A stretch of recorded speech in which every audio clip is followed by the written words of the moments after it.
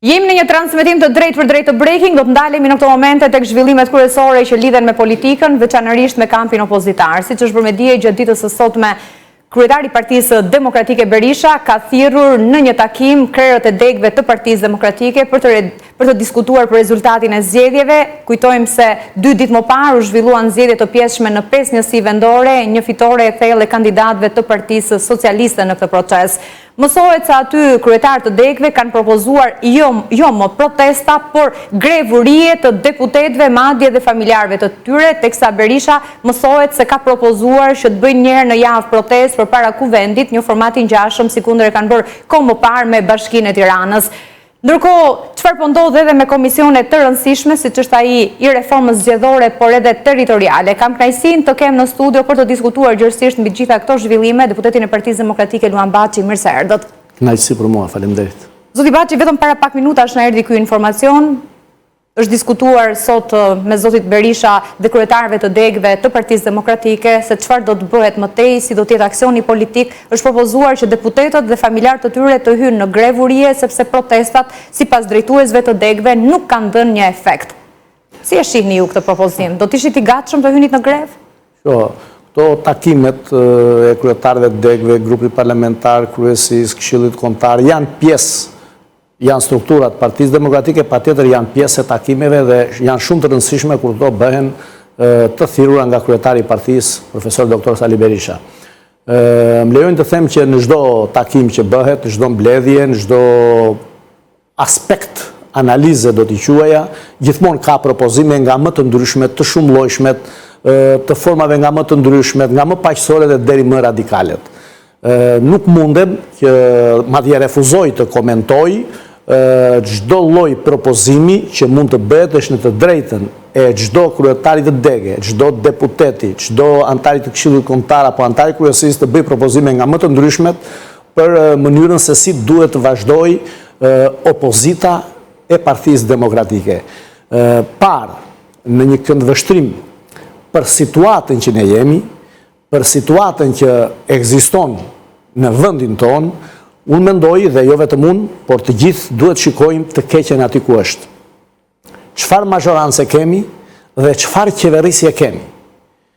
Ky është problemi në Shqipëri, nuk është problemi opozita, nuk është problemi Partia Demokratike. A është alternativë sot opozita? 2 ditë më parë kishim zgjedhje lokale, nuk ishit të përfaqësuar në këto zgjedhje.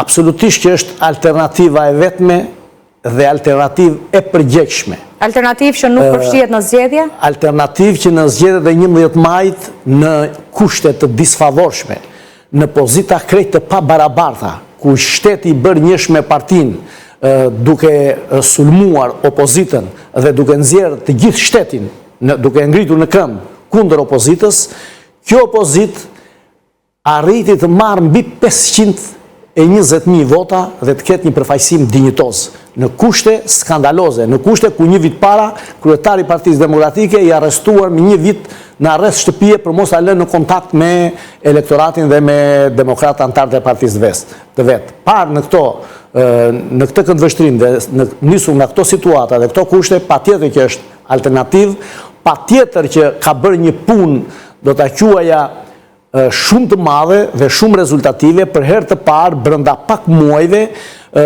për të dekonspiruar të gjithë propagandën e qeverisë se këtu ka zgjedhje të lira e të ndershme. Dhe cili është efekti? Duke bërë, po ka një efekt shumë të madh. Që besoni apo mendoni se do t'ia përcjellni elektoratit. Të falenderoj për pyetjen. Efekti i punës Partisë Demokratike, veçanërisht i kryetarit të partisë, e cilësoj, të theksoj, për arsye se ka qenë njeriu që ka qenë i përditshëm në denoncimet, në mbledhjen e informacioneve, dhe sot kemi fal denoncimeve të Partisë Demokratike, fal informacioneve i ka mbledhur dhe ka dhënë si të institucionet e drejtësisë, por sidomos te Kancelarisë e Bashkimit Evropian, kemi një raport të OSB Odirit, për herë të parë një raport sipas të gjitha denoncimeve që ka bërë Partia Demokratike. Pra, nuk ka më asnjë lloj më dyshje, nuk ka më asnjë lloj dyshimi për farsën elektorale të 11 majit. Kjo është një arritje shumë e madhe e Partisë Demokratike. Se nuk e shfrytzuat në zgjedhjet e pjesshme të 2 ditëve më parë? Nëse kjo ishte një arritje. Se nuk mund të shfrytëzohej në zgjedhjet e pjesshme, kur as koha nuk ishte e plot, e duhura, e mjaftueshme për të futur në këto zgjedhje të detyruara, por më lejoni të them që jemi në një sistem, jemi me një qeverisje, me një kryeministër që në 11 maj arriti të marrë 83 mandate jashtë parashikimit të tij, madje, se si ishte parashikuar kaq nga babëzia që kishte në shkelje të ligjit për të vjedhur sa më shumë vota dhe nga frika që kishte nga mlefi dhe pakënaqësia e elektoratit që dinte do ta votonte në mënyrën më të keqe të mundshme kundër, arriti të marrë gjithë këto mandate. Kështu që këto 5 bashki për zgjedhje të pjesshme, Partia Demokratike zgjodhi një rrugë tjetër për të lënë edhe hapësirë gjithë qytetarëve, intelektualëve, atyre që mendojnë se janë opozit, por nuk janë plotësisht dakord me opozitën që bën Partia Demokratike, të afroheshin, siç u afruan në të gjitha këto bashki, dhe Partia Demokratike me shumë zëmërgjërsi u dha gjithë mbështetjen e dur me aq sa të mundesh. Dhe përsëri, a këtë ka pritur baza juaj e Partisë Demokratike, zoti Baçi, që të mbështesni disa kandidatë të pavarur dhe më pas Berisha të thotë që nuk i humbën zgjedhjet, sërish bëhet fjalë për një narkoshtet, për një proces i manipuluar, ndërkohë që është gati të bashkojë votat me Ramën për të ndryshuar sërish kushtetutën? Baza është... Duken paradoksale këto qëndrime. Duken paradoksale, po në fakt nuk janë paradoksale, për arsye se ne nuk duhet ngatrohemi dhe nuk bëhet bashkim vote në asnjë mënyrë, kur themi që kemi 2 komisione, një komision të reformës territoriale dhe një komision të reformës zgjedhore. Kur ne vetë e kontestojmë kodin zgjedhor dhe patjetër kërkojmë një reformë zgjedhore, se një kod zgjedhor si ky që është një kod as pak i barabart, as pak i drejt, por është një kod që favorizon Partinë Socialiste, që ka bërë vetëm këtë kod në pamundësinë e marrjes pjesë nga Partia Demokratike. Dhe një komision i ngritur me numër të barabart antarësh dhe me bashkëkryetar me të drejtën e vetos, atëherë këtu ne kemi arritur të imponohemi kësaj mazhorance dhe ka pranuar de facto, po të bëjmë një analizë pak më të hollë, Partia Socialiste.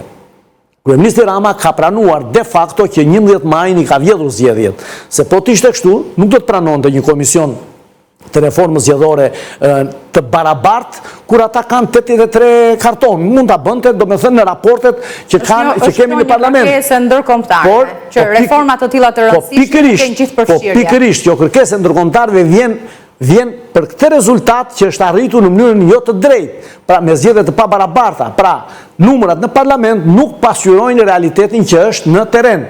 Duke mos pasqyruar realitetin që është në terren, atëherë pranuan që të ketë një komision bipartizan, një komision të përbashkët, me të drejtat barabarta, sikur të jemi 70 me 70 numrin e deputetëve. Pra tregon që Rama de facto pranon vjedhjen e zgjedhjeve të 11 maj. Po çfarë do të kërkoni në këtë komision? Cilat janë pikat kryesore që do duhet të përfshihen në reformën zgjedhore? Kjo kërkon kohën e dur dhe vendin e dur, patjetër që antarët që janë pjesë e këtij komisioni do të kenë konsultimet e duhura të domosdoshme me grupin parlamentar, me kryesinë e Partisë Demokratike, me ekspertë të kësaj fushe.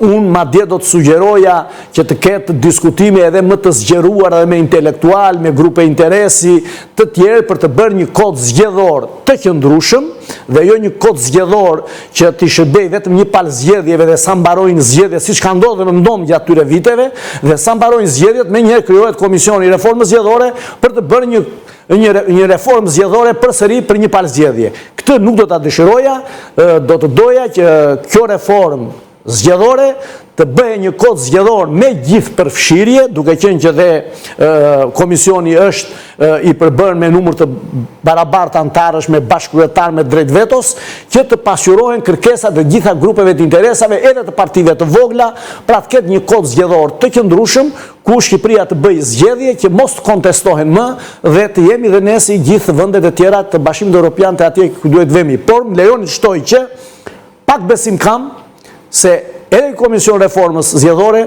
do të eci në normalitet, për arsye se Rama ka treguar që i ngre komisionet në parim, jep në dukje barazi, por në fakt vepron ndryshe në praktik, duke ndërhyrë me forcën e kartonëve, duke devijuar gjatë rrugës, madje duke provokuar deri aty sa mos të përfundoj, normalisht, ashtu si që bëri, më lejoni të rikujtoj këtu reformën zgjedhore që u firmos në tokë amerikane në ambasadën e Shtetet Bashkuara të Amerikës, dhe kur doli nga ambasada amerikane, marrëveshja e 5 qershorit e prishi marrëveshjen dhe votoi një kod zgjedhor ku prishi koalicionet, dhe me që dolim këtu, më lejoni ta shtoj edhe këtë, një nga kërkesat që unë do të shtoja dhe do të ishte që këta deputetët tanë që na përfaqësojnë atje, po ta kenë si të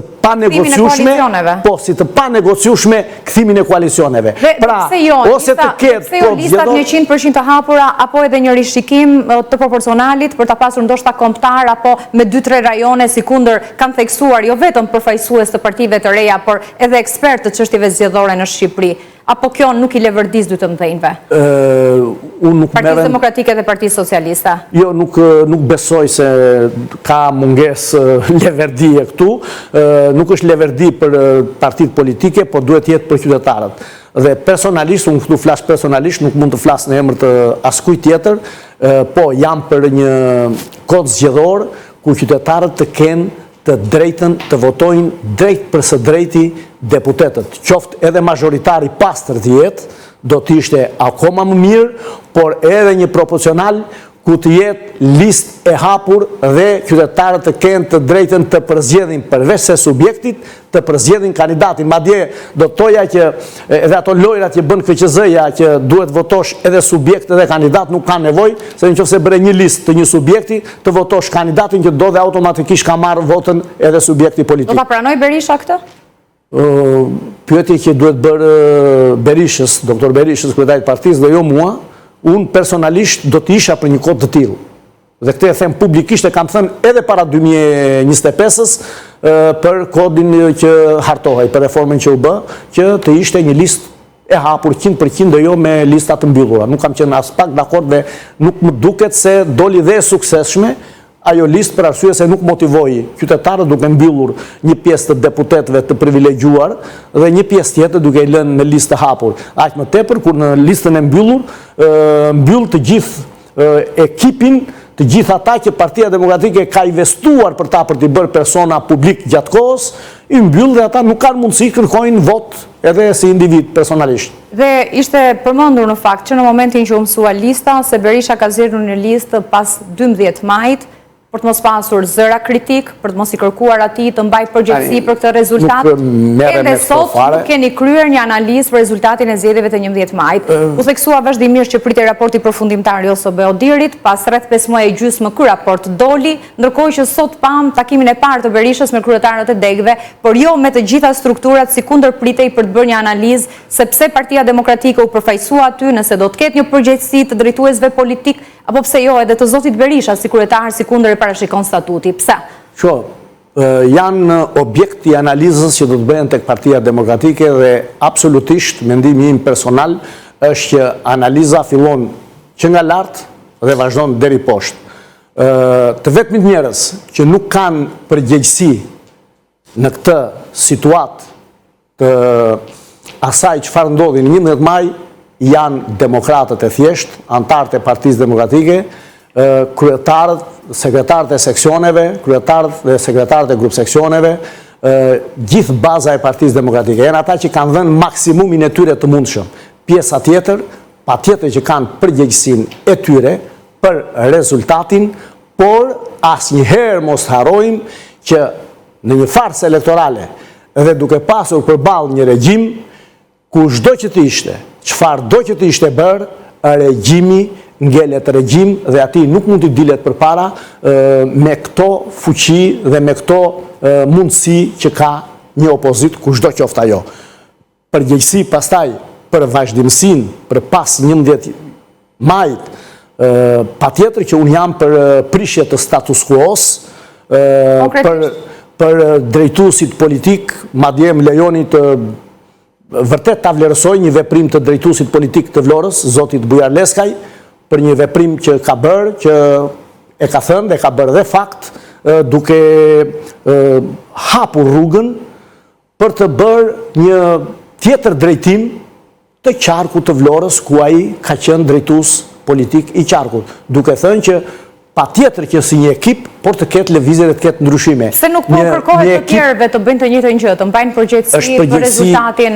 Është gjithmonë përgjegjësi individuale. Unë mendoj se pa tjetër ndoshta reflektojnë dhe do të ketë edhe të tjerë që të mbajnë përgjegjësinë përsipër, si të gjithë ne të tjerët, patjetër kemi të gjithë përgjegjësi, nuk është përgjegjësia vetëm e drejtuesve politik, por duhet i themi gjërat që ata kanë qenë personat përgjegjës, hartues të listave, drejtues të fushatës, për çdo gjë kanë qenë ata që ishin dhe do të ishin në rast fitore dhe njerëzit që do të mirnin përsipër gjithë fitoren dhe do të kishin dhe vlerësimin e tyre. Në të njëjtën kohë duhet të kenë edhe përgjegjësinë dhe pastaj patjetër me radhë edhe anëtarët e kryesisë si puna ime që janë deputet të listës mbyllur, patjetër që kemi përgjegjësinë tonë dhe të gjithë me radhë pastaj pa përjashtim. Por unë nuk mendoj se është ky problemi i Shqipërisë. Nuk është mendoj se është ky problemi i kësaj republike. Këto janë problemet të opozitës. Këto janë problemet të opozitës. Këto janë problemet të opozitës dhe të Partisë Demokratike që unë e thash në krye të herës që refuzoj t'i komentoj dhe t'i bëj publike, se nuk jam për t'i bërë në media. Nuk janë të Partisë Demokratike sa kohë cilësoni si forcën kryesore të opozitës dhe një alternativë që gjithë të pakënaqur nga qeverisja aktuale. Nga jo i dhash mundësinë edhe publikut, edhe juve që diskutovat disa gjëra në parim që duhet të ndryshojnë. Por problemi është mazhoranca. Problemi është ky kryeminist dhe kjo mazhorancë që mbledh Komisionin e Etikës dhe përjashton kryetarin e Partisë Demokratike, profesor doktor Sali Berishën, 10 ditë nga parlamenti. Nuk e kaloi masën zoti Berisha me deklaratat ndaj ambasadorit të Bashkimit Evropian Gonzato? Sinqerisht më vjen keq, por si mund të quash kalim mase kur thjesht thuhet një fjalë si një deklarate që e ke thënë vetë, e para, e dyta. Të lutem shumë. Konteksti, mënyra se si u përdor, të lutem shumë, tani se si mund ta lexoj në tjetër gjë, por më lejoni të them diçka tjetër. Në ligjërat të drejtë. Atëherë do t'ju lutesha, mundet të funksionojë ndryshe që mund ta çojën zotin Berisha për atë deklaratë të bëjë një përfyerje, një kallëzim, por jo të ngrihet parlamenti dhe të marrë mas ta përjashtojë nga parlamenti kur këtë deklaratë zoti Berisha, kryetari i Partisë Demokratike, nuk e ka bërë në parlament brenda. Pra, në parlamenti mban përgjegjësi për deklaratat që bëhen në parlament. Jashtë parlamentit, tu në studio, unë mund të flas për shumë probleme të tjera. E ka bërë para kuvendit. Ja të lutem, po para kuvendit, pra s'është brenda në kuvend, para kuvendit. Tani do mbaj përgjegjësi dhe për nuk është në foltore. Nuk ka kërkuar leje të flasi nga drejtuesi i seancës. Pra është jashtë parlamentit.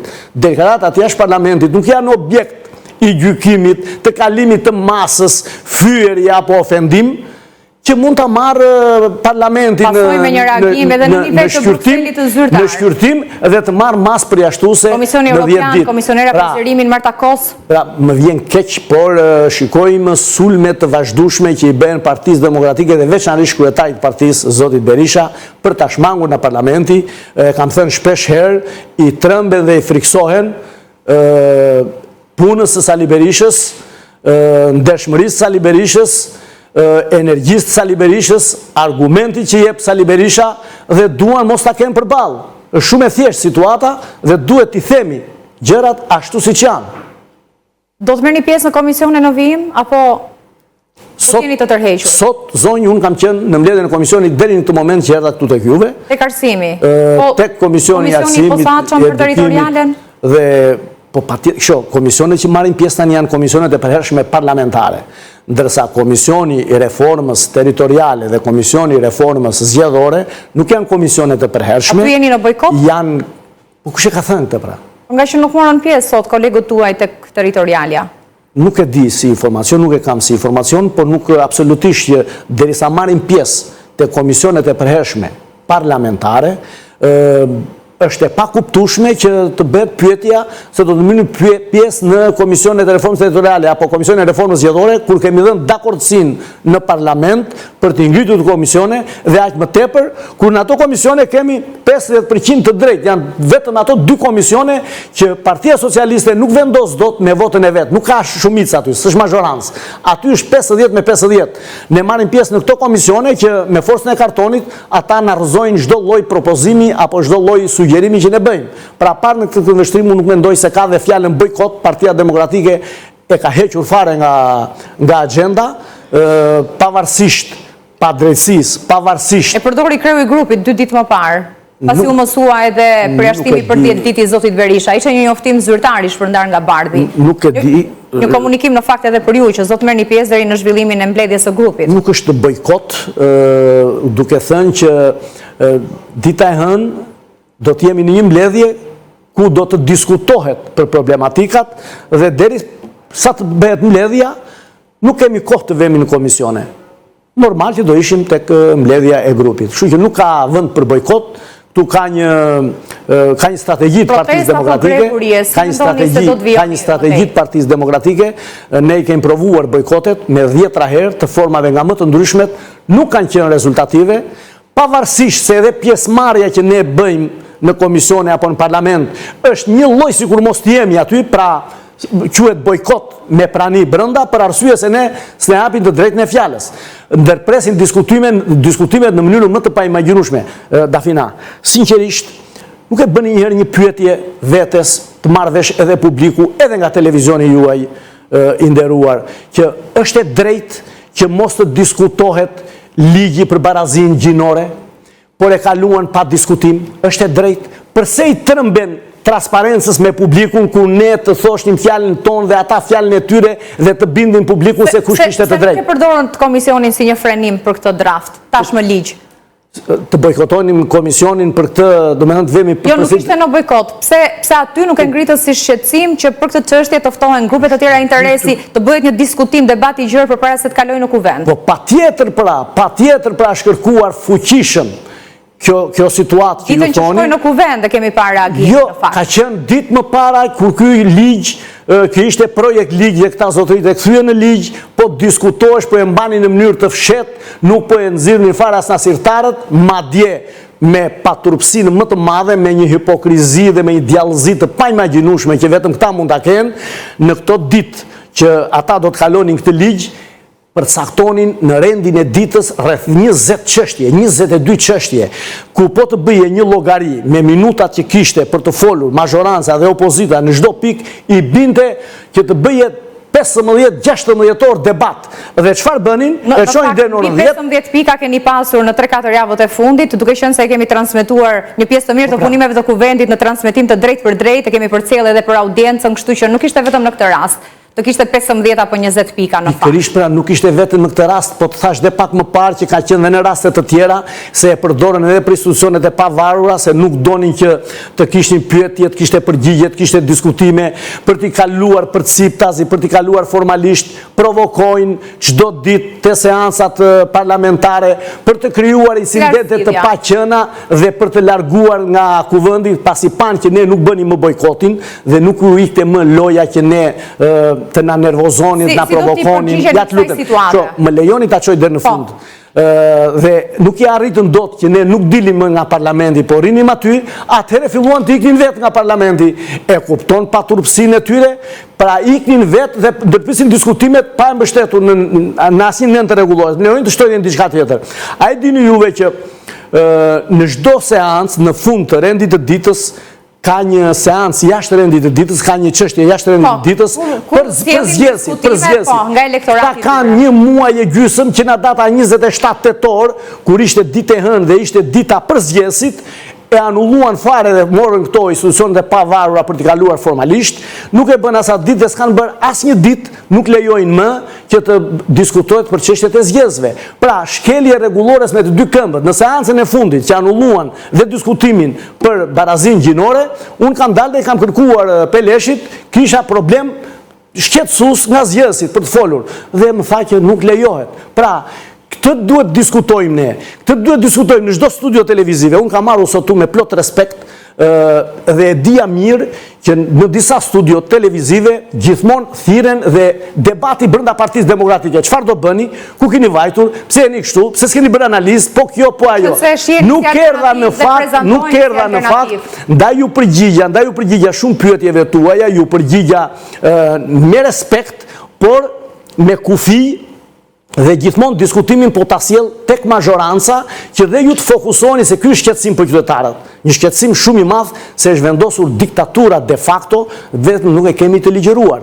Pra, të shikojmë këtë pjesë dhe kam dhe unë një pyetje për juve nëse më lejoni. Jeni dakord për ligjin për barazinë gjinore? E keni lexuar, e keni parë dhe jeni dakord që të ketë shumë gjini? Ka 2 gjini. Ka 2 gjini, burr grua. Edhe në ligj ashtu thuhet. Jo, s'është e vërtet fare. Mirë, nuk i kemi dënë më njanë pa i diskutuar zoti Bati dhe shqetësimet. I kemi hyrë në minutash, pas pak do të diskutojmë me një eksperte se çfarë parashikon buxheti si barë fiskale të shtuar për konsumatorët me buxhetin e vitit 2026. Faleminderit që ishit në breaking. Faleminderit juve. Shkojmë në hapësirë të shkurtër publicitare, kthehemi pas pak.